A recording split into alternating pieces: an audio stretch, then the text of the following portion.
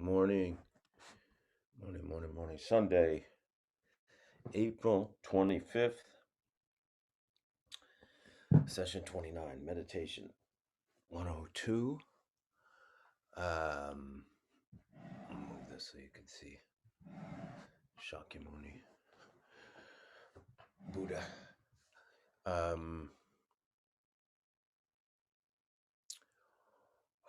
We will meditate, read, and do questions. We'll do one session of meditation today. We do have a class coming up with Lama Surya Das. That is Monday, May 9th or 10th. No, Monday, May 10th, which is going to be great. If you have questions, use the Q&A function for today. We're not doing a review. We did one last time. Most of you have been here before and know what to do. If you don't and you haven't ever meditated before, you should probably watch one of the 101 videos or last week's. Well, I haven't posted last week's video. But let's meditate for 9 minutes. And then we'll talk. Oh, first we have to dedicate, set intentions. Set our intentions for our practice today. May all beings have happiness and the causes of happiness. May all beings be free from suffering and the causes of suffering. May all beings not be separated from the happiness that has never known suffering. May they rest in equanimity, free from attachment, anger, and aversion. Good. Almost forgot that. Let's start.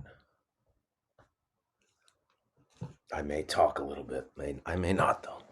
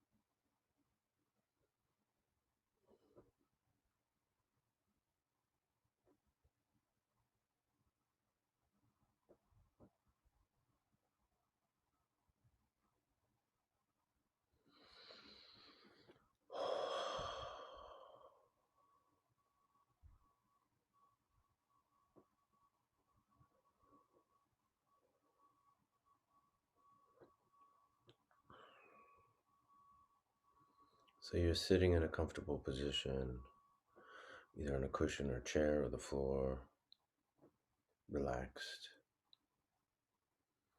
Breathing through the nose, eyes open. Not unfocused, not intently locked in focus. Relaxed. And we're placing our intention, our attention on our breath.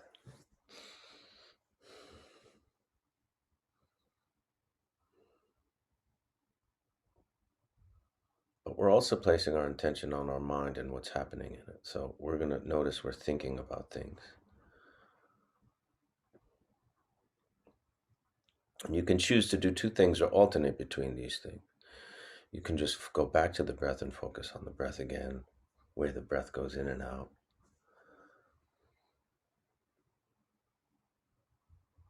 Or you can imagine the thought that's arising in your mind dissipating like a cloud into a clear blue sky.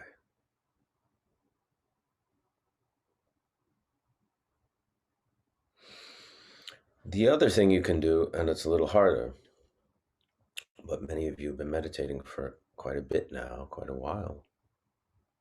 You become aware of your thought and just let it go. And almost relax your attention in that clarity of mind and that calm space of mind that is the baseline, really. It's from where the thoughts arise from.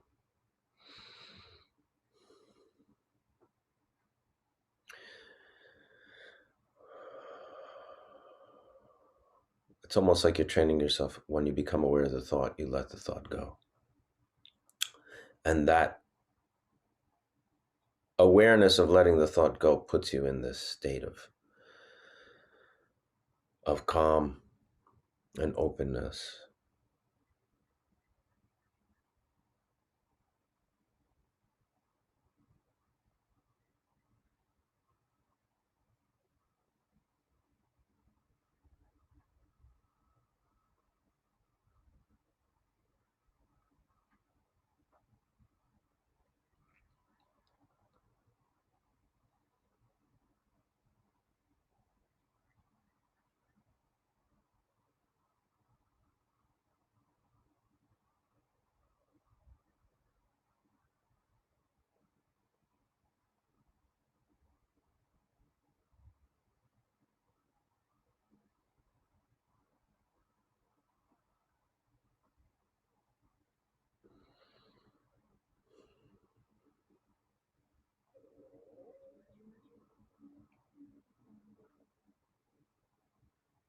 And basically, you're going to be alternating between getting lost in your thought and unaware of the fact that you're thinking, and becoming aware of the fact that you're thinking, and either going back to the breath, imagining the thought as a cloud dissipating back into the clear blue sky, or just that moment of recognition of the thought, just releasing almost mentally in the mind, releasing, and in that release, settling into the calm, knowing that it's there and trusting that it's there. And in a 9-minute session, you may have to do this 100 times. You may only get to do it one time. You may be lost in thought for 9 minutes and 45 seconds. It doesn't matter. It's not about, we're not measuring result. It's all about that. This is the path. This is the process. It's about committing to doing it. That's it. It's not about result. We're not really interested in that at this point. The fact that you're here committing to this is what's important.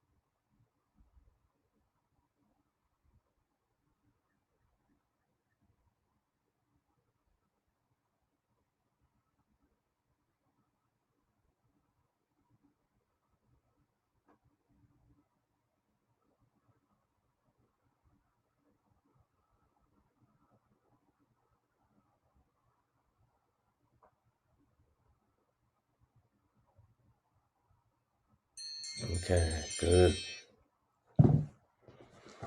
Today we're going to read from a book called Dzogchen Teachings by Chogyal Namkhai Norbu, also known just as Namkhai Norbu, who was a great Tibetan Lama who lived in Italy for, I think, most of his life.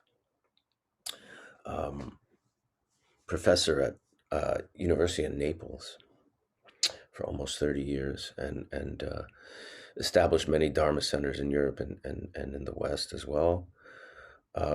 Probably in Asia as well. I don't really know. Dzogchen is also called the path of total perfection, is the essence of Tibetan Buddhism. It's not a religion, tradition, or philosophy. It's the path of self-liberation that enables one to discover one's true nature. It's the reality of our true condition, not only the name of a teaching. Dzogchen is our own totally self-perfected state. It's really something that has to be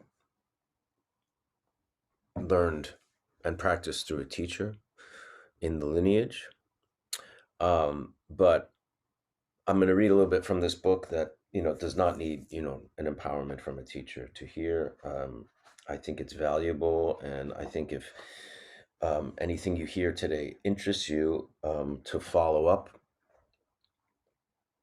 and find an authentic Dzogchen teacher, if it's something that interests you. We're going to have Lama Surya Das coming up, and I actually had Dzogchen teaching with him. I actually had one with Namkhai Norbu once. We can ask him about it a little bit. Lama Surya Das. But I'm going to read from this book because it's pretty cool.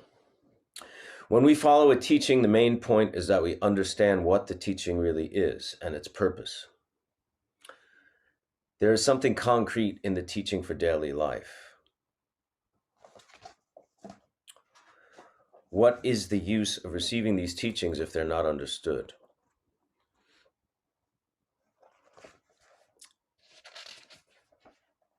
There are collections of the teachings of the Buddha called the Kangyur and the Tengyur. There are hundreds of volumes. We know that if we're going to study only one sutra or tantra, we're going to need our whole life to really understand its contents and teachings.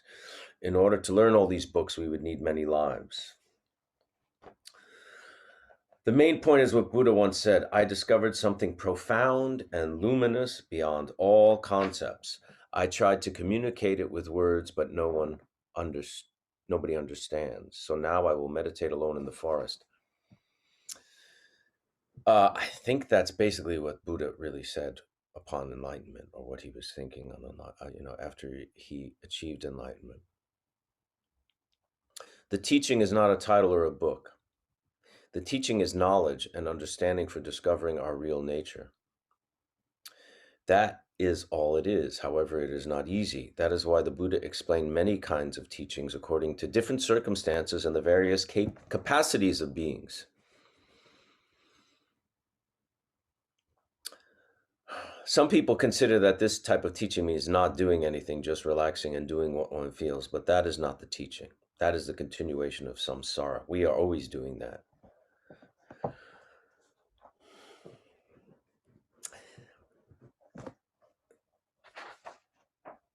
When we speak of Dharma teachings, there are many different forms and traditions, but the principle is neither the form nor the tradition.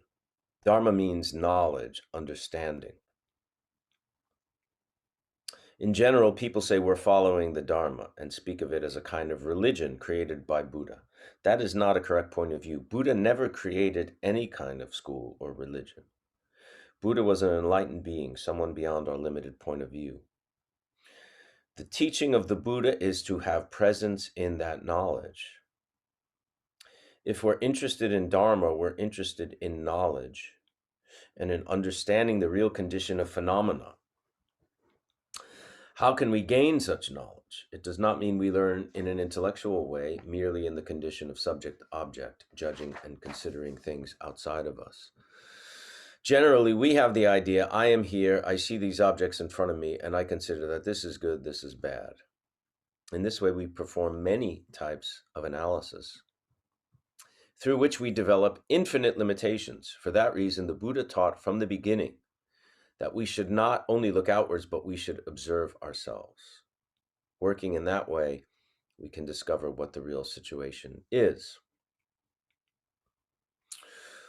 There's a teaching universal to all Buddhists called the Four Noble Truths. This was the first teaching transmitted by the Buddha. We start in the Four Noble Truths, we start with the understanding of suffering. Suffering is not very difficult to understand. But even if we know what it is, we are distracted and not present. And in particular, we are not aware that suffering has a cause. Suffering is the fruit or the effect of a cause. If there is an effect, there's a cause. Why did Buddha explain suffering in the first of all his teachings? It is not because it was particularly interesting or that people wanted to know about it, but because suffering is universal and everyone has had that experience or will have that experience. Suffering is not a subject which we can agree or disagree. If Buddha had explained the nature of mind, for example, there would have been many who agreed or disagreed. We human beings are in general very limited. We have very strong egos, and generally people are convinced they have knowledge and understanding with their points of view. The main point of Buddha's teaching was not to convince or to argue, but to make clear our real condition. A baby or small child, for example, has no experience of life. They do not know their condition or their limitations. When we tell children not to touch the fire, if a child has no experience of fire, it's very difficult for the child to accept. But if the child touches the fire, they will have direct experience and will not touch it again. When we have problems, we start to struggle with these problems directly. We say when there's a problem, there's also a solution through struggling. Buddha first explained that the condition of suffering is something unpleasant. Nobody likes it. If you do not want suffering, you must research into the cause of suffering. In order to discover the cause, there are explanations of causes and effects and the relationship between them. All Buddhists and Hindus speak of karma. For most people in Asia, karma is familiar. However, it's not so familiar in the West.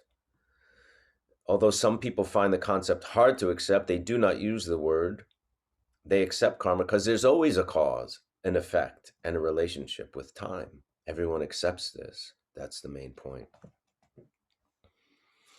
I think karma is very real to everybody and that it's very important to understand it in the correct way. Some people think of karma as something pre-programmed that we are destined to follow. If problems arise, they say, that's my karma, what can I do? They're resigned, complacent. This is not a correct understanding of karma. Karma is relative to time and to actual situations in which karma is manifesting. It's a very famous saying of Buddha. To know what we did in our past lives, we must examine our present. He then said, our present existence is produced by past karma. He then said, to know how our next life will be, we must examine our present actions. That means our present actions can produce the fruit of our next life, and that we can also modify and purify them. All Buddhist traditions have many different practices for purifying negative karma. This means that when we have the problem of some negative karma, there's a chance to purify it. We cannot simply say, this is my karma, there's nothing to do. Potentiality of karma manifests in the way seeds planted in a field grow. They have the potential to produce flowers and something concrete. For example, if we plant a flower seed, a flower grows, not rice or grain. That's called potentiality. In order for the flower to manifest, we need many secondary causes. Even though the seed has the potential to produce a flower, it needs to be planted in the earth. It needs water, sunshine, and other secondary causes to manifest. In general, we live in our circumstances, our relative condition, which is like the earth, the water, and the light necessary for a seed to manifest. If we modify our secondary causes, we can change or block negative situations. This is the correct way to consider karma and its manifestation, and is also the reason why we do purification practices. Yeah, always a big topic, karma. All right, let's see if anybody has any questions, please. I cried during today's meditation. Is that common to feel such intense emotion during meditation? Sure, it is. I mean, if we're holding on to emotion and we're going through difficult times, when you settle down and relax and calm the mind, it's often natural that those things come up. I think that actually makes a lot of sense, you know. Um,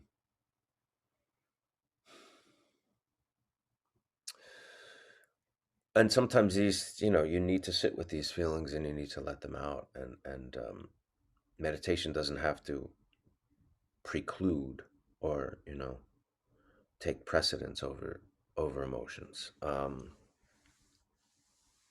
mean, I think it's good to be aware of the emotions. He also continues a little bit about, which I think is interesting here.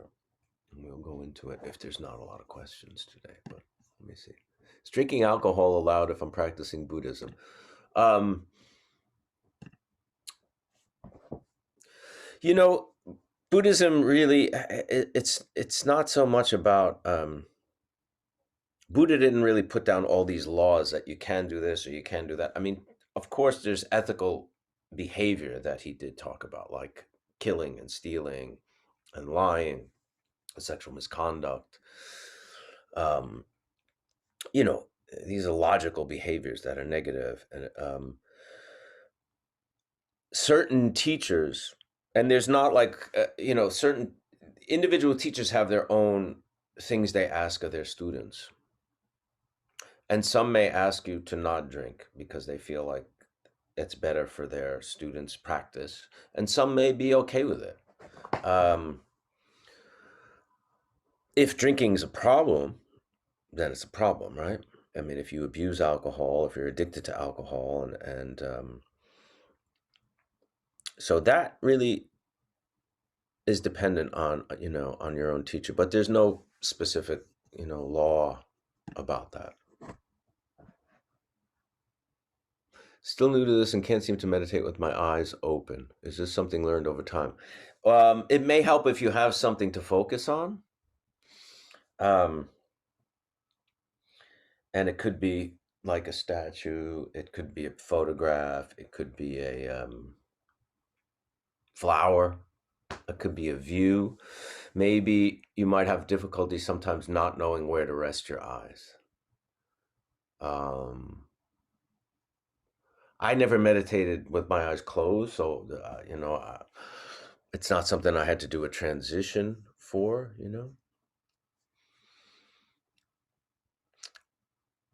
So will you please speak of the other three noble truths? So the first truth is the truth that in life there's suffering, right?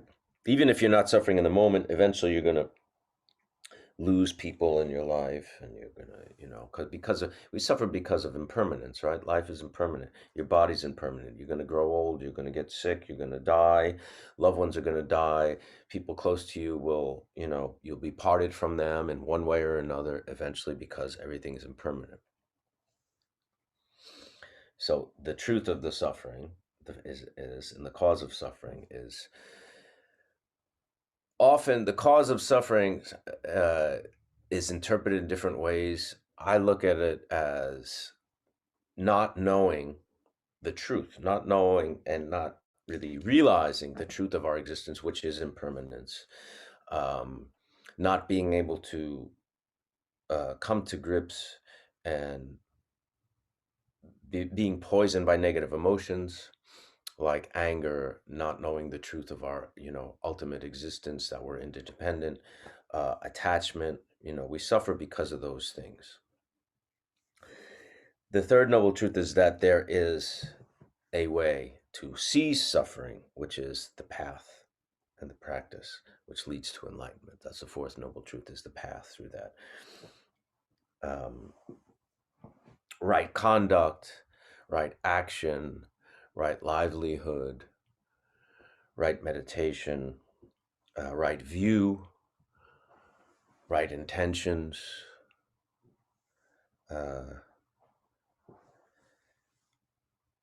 right effort,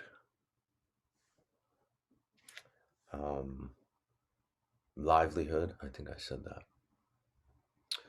Um, you know, so there's the inner and the outer. The outer is how you interact with the world, right? If you're going to just commit, selfish acts of lying and stealing, and you're gonna be suffering because you're attached to these negative emotions. But if you can, the outer conduct matches the inner, going for the liberation of these negative thoughts, and cultivating calm and peace of mind. That's the path to enlightenment. Um, that's basically the Four Noble Truths. It's the kind of truth of our existence and the path towards enlightenment that can relieve the suffering.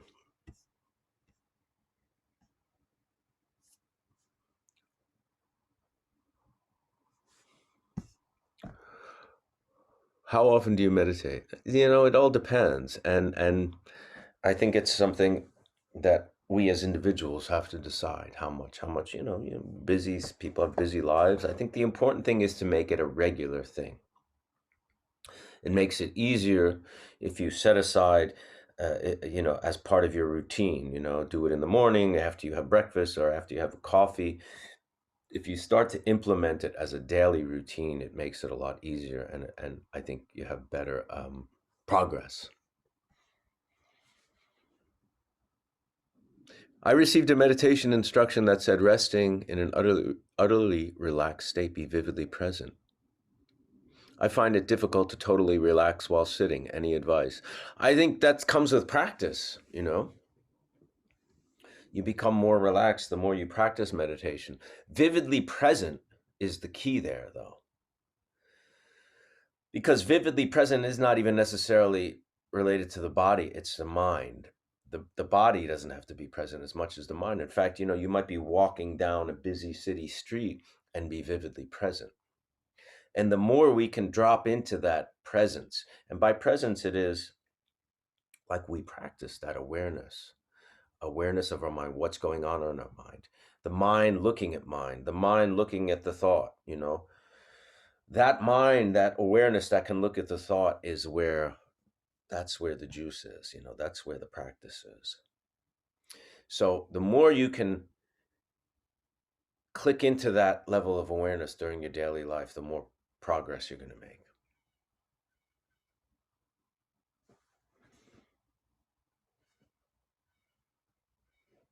Are there any religious practices that Buddhists wouldn't agree with? Or is it okay to believe in anything? I mean, those are, that's a tricky thing you're saying. Agree with? I mean,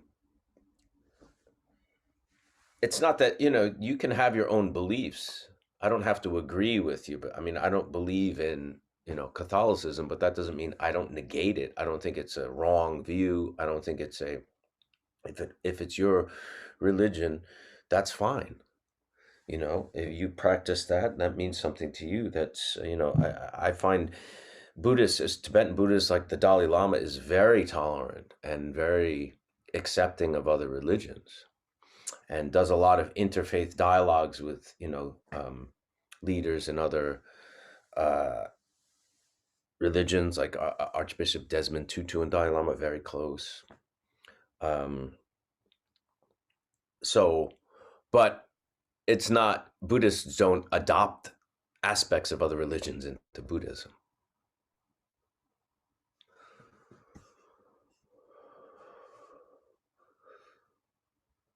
Any ambient produces musicians to listen to while meditating. I don't do music with meditation. I mean, I wasn't taught that. What book would be most valuable to begin this journey? To begin the journey, I always recommend The Art of Happiness by the Dalai Lama. A wolf cruelly kills a deer. That's a wolf's job, but it's bad karma, and the wolf has to pay for that when they're born as human. No, the wolf pays for it by remaining in the realm of animals, which is very difficult. And animals often, lives with a lot of fear, and a lot of desperation, unless they're, maybe a dog that's, loved and lives in a house in a very safe environment. But animals in the wild, like a wolf and a deer, are subject to the dangers and the fears of those things. So um, basically, you can enter an animal realm because of past karma, right? And you stay in that realm until that karma is exhausted, or that karma changes. It's not a judgment on what the wolf is doing. It's just the reality of that karmic energy. Um,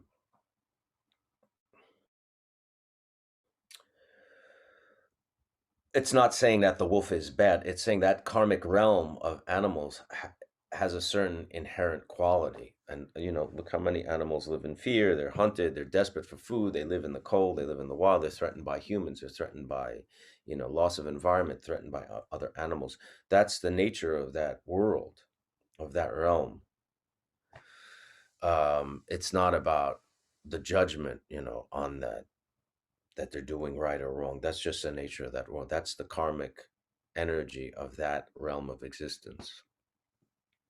I don't know if that is clear. I hope it is.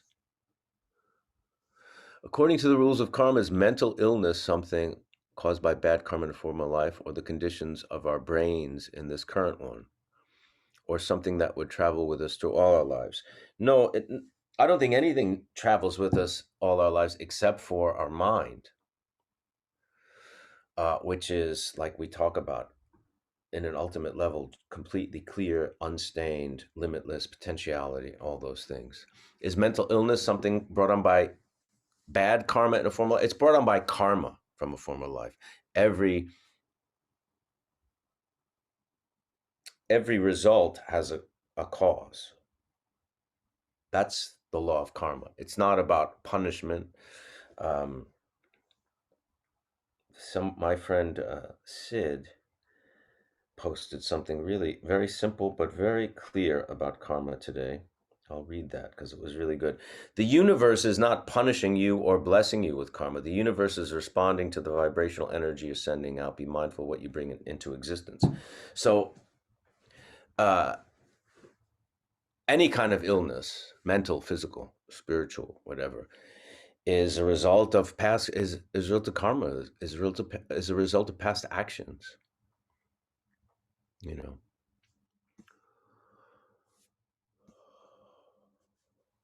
You say animal realm, but where do past human-like creatures like Neanderthals fit into that? That's a big question, because when you talk, you're talking about time, and as like physicists and scientists say, time is kind of an abstract, and we're not so sure time is actually a linear thing. We're also not sure it does karma and reincarnation, those things, does that work in this linear way that we perceive time, or is there something much more complex, you know, and interdimensional that exists with karma? We don't know, so it's hard to say, but there may have been Buddhas, among the Neanderthals. There probably was. There might have been enlightened Neanderthals who taught the Dharma, which is an interesting idea.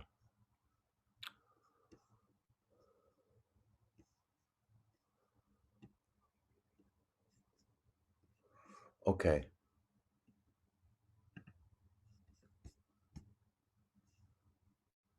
And like I always say, if any of these teachings are of interest to you, there are lots of teachers online. I often post them in stories. There's lots of great Buddhist teachers. And if you are inspired to further your studies and be a Buddhist, or and actually become a Buddhist, there's lots of great teachers, authentic teachers, masters, um, male and female. There's not, it's not gender specific. Um, I will say this, and I don't really like to talk very personally about, I don't know, being a Buddhist or why I'm a Buddhist or things like that. But um, Sophie says, "Are you enlightened? How do you know if you are?" I'm definitely not. I don't really know how you know you are. I know how you know you're not when subject to emotions and negative emotions and pettiness and all those things, which I am. Um, how do you know you're enlightened when all suffering stops? That's the Four Noble Truths, right? The third truth is the truth of cessation, that suffering does stop. So an enlightened being does not suffer the result of these emotions, negative emotions, and things like that. I am certainly not, by a long shot. Uh, what I was going to say is, people come to meditation. Many of you came to this to want to learn how to meditate for whatever reason, through stress and wanting to be a better person, and many of you are not interested in Buddhism. Um, I really think, to really practice Buddhism, it's really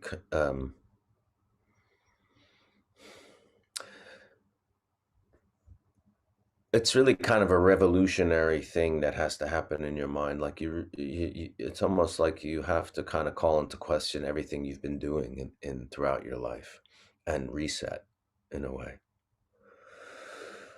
which is a good thing. The ego is very, very, very, very pervasive and powerful, and not just in terms of like being conceited, being, thinking very highly of yourself. The opposite is true as well. Thinking you're less than, being hard on yourself, feeling like a victim, feeling that the world's against you. That's the flip side. That's still ego. It's just the flip side of self-aggrandizement, all those things. It's still a focus and a it's still a clinging to the self. So it's very, very, um, what's the word, tricky, um, it's very pervasive, that kind of thinking, and it's how we're used to, we're trained to think, we have to win at the expense of others and things like that, and if we lose, it's because of others and things like, you know. So in many ways, study of Buddhism is really challenging a lot of things we've been programmed into and relied on.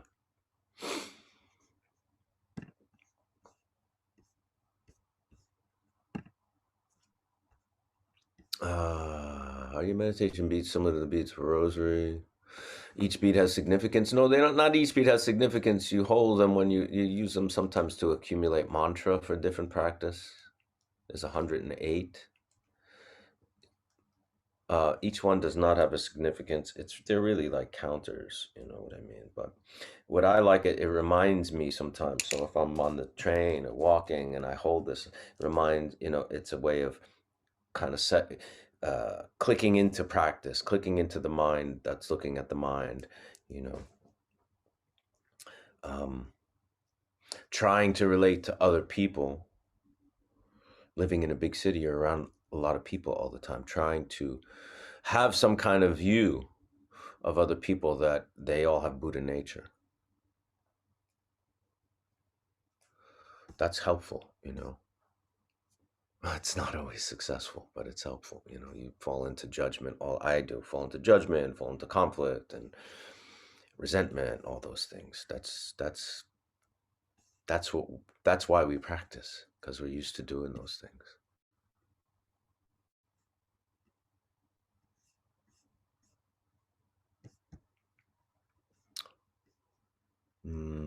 Okay.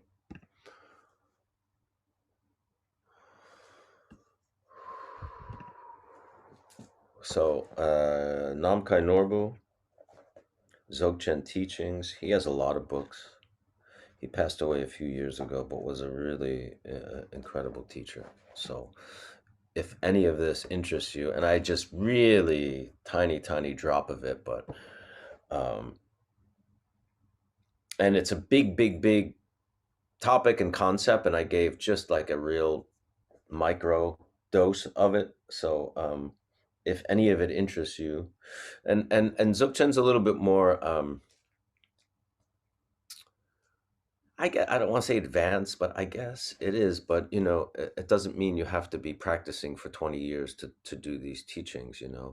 Um, some people may have more affinity for it, and make more sense, or you relate to it. So, if you're inspired by it, get his books and investigate. There are people that are teaching in his lineage. I believe, through his sangha. That's even though he has passed on, there are people teaching in his sangha. So, if any of it interests you, I would check it out. Do you believe every reincarnation is just one person and we are the whole universe, just at different points in time? Example, I was you 3 lives ago. No, not necessarily. But what the Buddhists do say is that all beings at one time or another have been your brother, sister, mother, father, because existence has been going on. So Buddhists almost believe that there's a Big Bang, but there's an infinite number of Big Bangs. So this may be, this is not the only universe that's been created and will eventually be destroyed.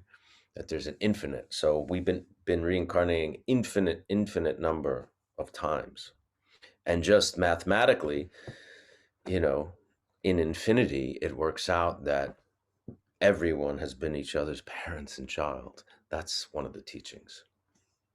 Do you feel as though children are closer to enlightenment, not having the same learned beliefs? I don't, because enlightenment is often spoken about as the union of wisdom and compassion. I don't think children have. They may have compassion, but not wisdom, I don't think.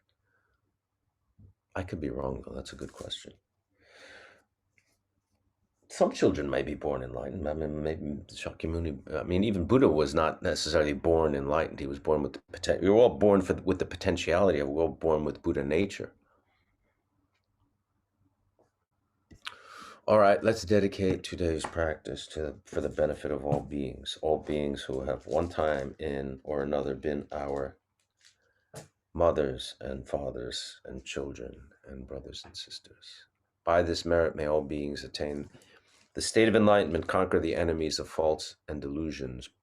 May they be liberated from this ocean of samsara and its pounding waves of birth, old age, sickness, and death. Last thing I'll say again. Well, first I'll say thank you to Nick Solidio, our producer, who out of his generosity and kindness makes this possible. And if any of this resonates, which I assume it does because a lot of you come back every week, I really encourage you to find a teacher. I really do. Someone who can give you much more and better instruction than anything we're doing here. But it's good to get a flavor of things, and it's good to practice, and it's good to make it a habit. So see you next week.